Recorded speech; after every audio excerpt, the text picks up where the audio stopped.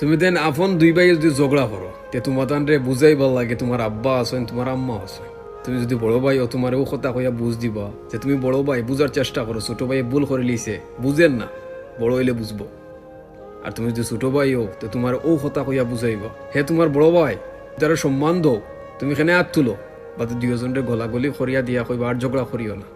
তোমার এই ঝগড়া থামাই ভাল লাগে, সান্ত্বনা দিবার লাগে তোমার আব্বা আছেন তোমার আম্মা আছেন এই দুনিয়ায়। আর একটা জিনিস চিন্তা করিয়া দেখিও যে তোমার দাদাও দুনিয়াত নাই, তোমার দাদিও দুনিয়াত নাই। তোমার আব্বা আর চাচায় যদি ঝগড়া লাগন ই তারারে সমাধান খেয়ে দিত, তারারে বুঝাইতো খে।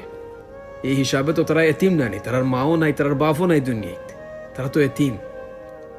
ঝগড়া লাগার অনেক কারণ আছে, ফ্যামিলির টেনশন, মানসিক চাপ, টেকার টেনশন। বাচ্চা ইনতে বড় হইরা ইতারে বিয়া দিতা, টেকা লাগবো, কইতা কি ম্যানেজ করতা, ওটা টেনশন।